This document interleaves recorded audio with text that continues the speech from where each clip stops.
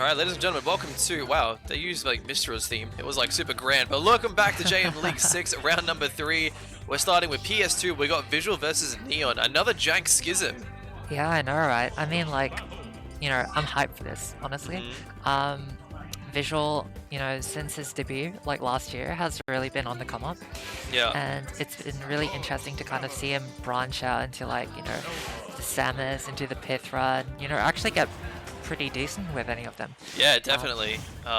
Neon as well, finally committing to characters this season, so definitely a player to look out for in the mid-level as well. And something that Josh was telling me at the start was that these guys have a bit of a counter-pick war going on, a bit of like an RPS in terms of their characters.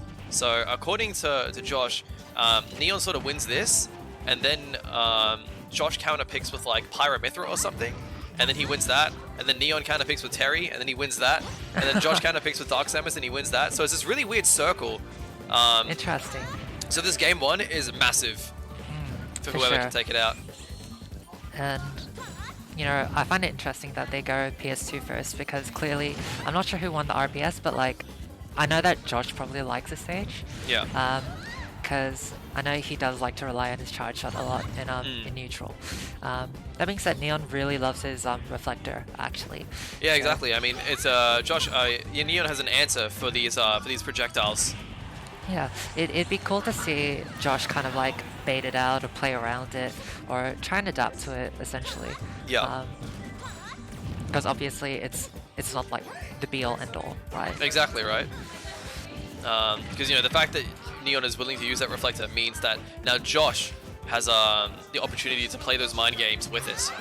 Exactly, and he's got so many more approach options than just like charge shot. Yeah. But he's playing really well right now. Pretty much lapped him in percent, doing really well, holding on to his first stock. Yeah. That being said, let's see if he gets anything out of this advantage. Doesn't really, but. Yeah, nice good high recovery. Oh, good mix-up on the bomb for the momentum to avoid the Phantom. Yeah, good spacing. Like, I think he's like picked that up. It's kind of like what Nick does, and I really like it. Yeah. It's good. It kind of like disorients your opponent. Gets a spike, unfortunately. Yeah, dash attack gonna kill out of it. Yeah. Only 69% on Neon here. And oh, that was so massive. All of a sudden, 112. Nice. That's a nice conversion. Yeah. And there we go. Dash attack gonna seal it out. Yeah. Oh my god, 51 from 0! My goodness. God. Dude, Samus is so crazy. Yeah, definitely. Like that fully charged charge shot into dash attack by itself already is so much damage. Yeah. So you add a little bit more stuff onto that, and it's like, wow, it's a lot. Yeah. And that's like the last thing Neon needs, right? Because he's behind, and by a large margin at that. 113%. Potentially could be losing the stock sometime soon. Definitely. And Visual's still healthy, yeah. Yeah, he's kind of staying in the corner, kind of being nice and patient. And that's like, I guess it's because he doesn't really need to push his advantage, does he? Yeah, exactly right. It's interesting how, I mentioned earlier that Josh didn't feel as confident with this matchup. Or like, it was sort of like that RPS where Neon might win in this specific matchup. But what I was talking about last night, really good stuff. What I was talking about last night in the JML potty, because we were just talking about players and things like that, is that compared to Josh's like Toon Link and Aegis, his Samus is very cool, calm, and collected. And we saw a lot of that just there, that patient play. Because Toon Link, scrambles a lot with the projectiles and is quite a fast, nimble character. Same with Pyra Mythra. Like Mythra will just be like zooming all over the stage trying to find stuff, and it sometimes can be quite scrappy and quite sloppy. But Samus is very like slow and calculated, and I think that's the character that you want, I guess, losing against Zelda, because you can make that adjustment because you're playing slowly. You have more time to think. Yeah, that's a good analysis, and I think like that picking the Dark Samus when you're playing her as a cool, calm, collected zoner, playing at a distance, I think it's really good for Josh, because maybe like Visual might struggle more to deal with those less scrappy, fighty games so he can just throw out hitboxes. Yeah, exactly. Because I feel like he might not have as like Visual. I mean, Neon might not have as good a grasp on using his tools to actually like play neutral or zone compared to playing advantage.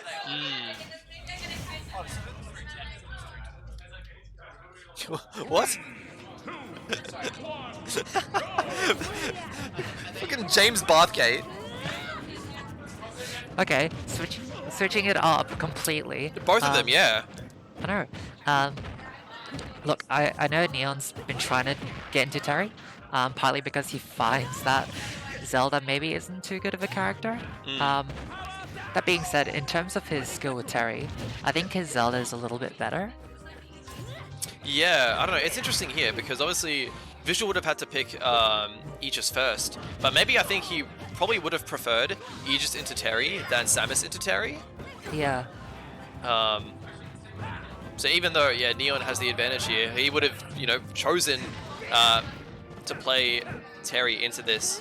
So we'll see what he's thinking. Maybe he picked up something in game 1 and he's like, you know what, the Terry might have a better time dealing with this. Ooh. But a really good swap. By up B. Yeah. But yeah, I mean, like, Neon's been doing good, like, in the first minute of this game so far.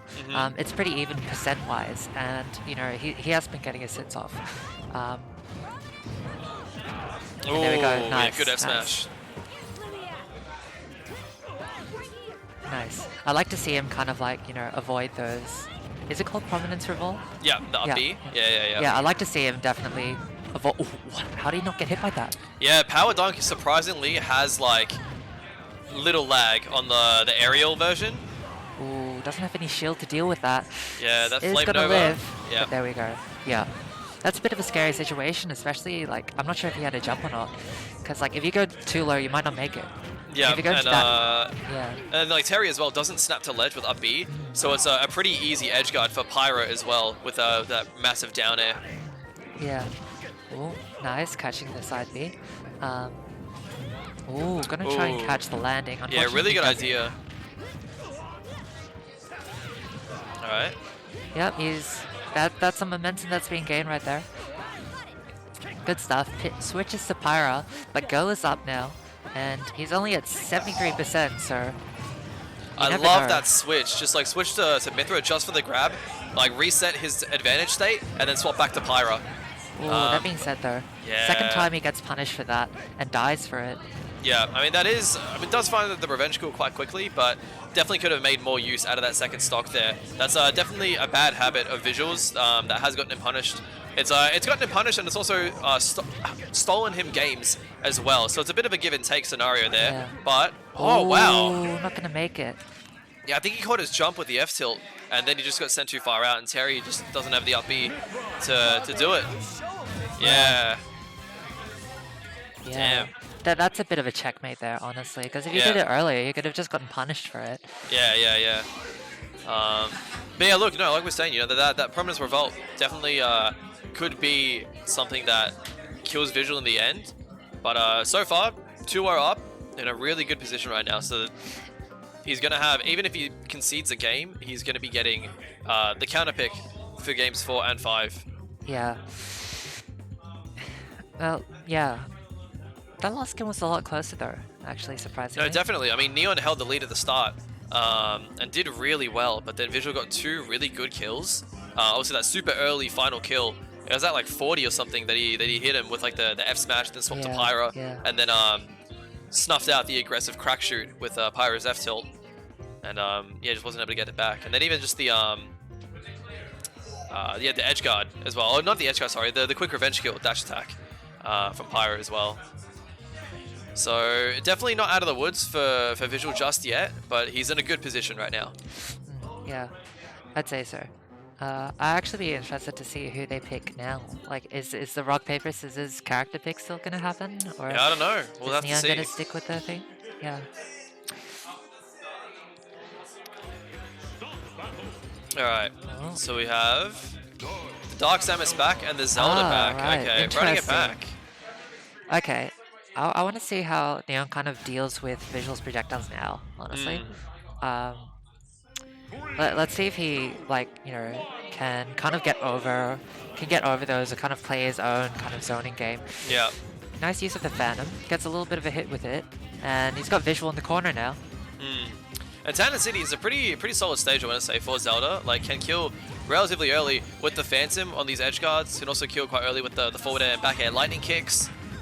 So that's also pretty good because Neon isn't a player that utilizes up B at a shield that much on Zelda. So he's not really going to miss out on the disadvantage of not being able to kill that early with up B because he doesn't really use it out of shield that much. Yeah, I get that. I feel like he's slowly, like week by week, catching on more to the use of up B. You know, and I feel like soon he'll reach that stage, which is really good. Oh, little close-up scramble. Oh my goodness, so there. many spot dodges. Oh my yeah, God. bit of Smash Ultimate there. I like how Neon's been using the Phantom a little bit more though. He's been getting some hits with it, but I feel like it's just good as like a sort of answer to. Oh, re-grab gonna go unpunished. Yeah, Josh went a little too far down instead of just punishing that's very nice. ledge grab. But the Phantom almost stealing it out as well. Yeah, but dash attack, very man, nice though. that was such good pressure. Like Josh was in the corner and he sort of like panicked and went over, but Neon was still ready to cover it. Yeah. Like uses of the Phantom like that, you know, to cover a huge area is like really good. Yeah. And I feel like Josh isn't prepared for it so far, because it hasn't really happened so far this set.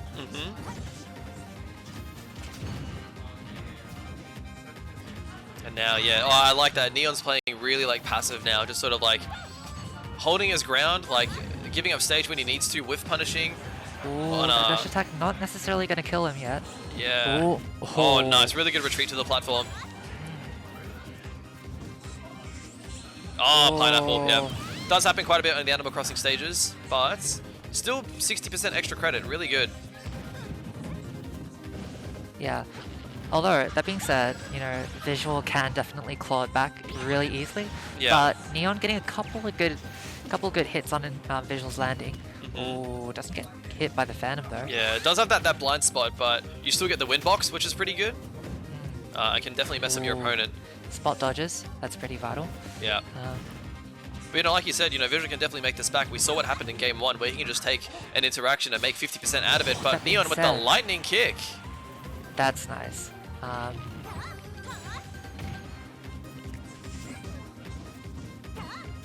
I feel like. Ooh, okay. What was that? I don't know. I think it was like something like the F tilt with the Phantom as well. I don't know, something going on there. But good up tilt in there. Cute little combo. Oh my goodness, that was still active. Jank. Oh, nice catching the. Oh, Neon in a really good position right now. Tried to improvise off the top platform there.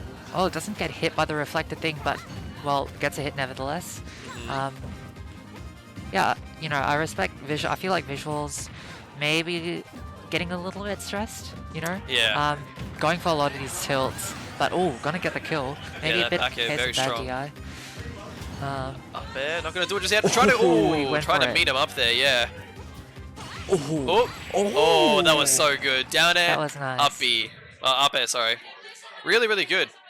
He was looking for that quite a few times actually, but landed it when it mattered most, when he needed to seal out the game. Oh yeah. I feel like Visual's maybe getting a little bit antsy with like these sort of tilts. Like he's, you know, very stationary, like flicking like maybe 1 or 2 like F tilts or something, while Neon kind of runs away and kind of resets or punishes it with a down air like that. Yeah, being a bit too trigger happy with these seemingly safe options. Like, you know, a tilt isn't too committal, but it's a commitment nonetheless, right? So Neon, especially with Phantom, especially with Din's Fire, can contest that, and you know, especially if Josh is not ready. Like we definitely saw a lot bigger use and more effective use of the reflector than Nehru's love from Neon here. So finally getting himself on the board, and Josh is going to be counter picking to Smashville. Yeah, what I found to be quite interesting about that last game was the fact that the game was kind of being played at like a closer range. Like they were closer to each other, and the reflector was doing more work because Neon could actually follow up on the reflected hits. Yeah. So you'll see what he does in this game. It's Smashville, so it's definitely going to be a bit more of a brawly game. But yeah, I mean, you just mentioned how, you know, it was a bit more of a smaller close quarters match. But here, you know, Smashville even smaller than Town and City. So, but of course, you know, Visual on the Pyra Mythra now, so got to use that speed to command the stage. But Zelda also does quite well on the stage. Yeah, Yeah, for sure. Oh. Gonna get punished a little bit. Ooh, Nice. Nice. Uh-oh. He's gotta be careful about those up Bs. Yeah. Alright, Pyra ledge trapping. Oh, still manages to get the Flame Nova on the roll. Mate, I feel like he didn't really see that coming. Or think that it would like hit the roll. Yeah. Or he's got to Oh, really that be was so careful good. about his up Bs. Yeah. He's getting punished huge amounts for it. And I feel like Visual is kind of just running away with this, honestly. Yeah, complete flip of last game, because Neon was the one with punishing Visual, but now Visual is with punishing Neon. Ooh, what's he gonna do? Oh, goes for the... I'm not sure how safe that down air on shield is. It's -9, but if you're rising with it, then it's just, yeah, unsafe. Ooh. But F Smash gonna seal it out. Yeah, beautiful stuff. 94% does have a bit of work to do, but nothing that can't be made up for. I have faith in Neon. It might be doable depending on how this initial interaction goes. Ooh. Oh, strong F tilt.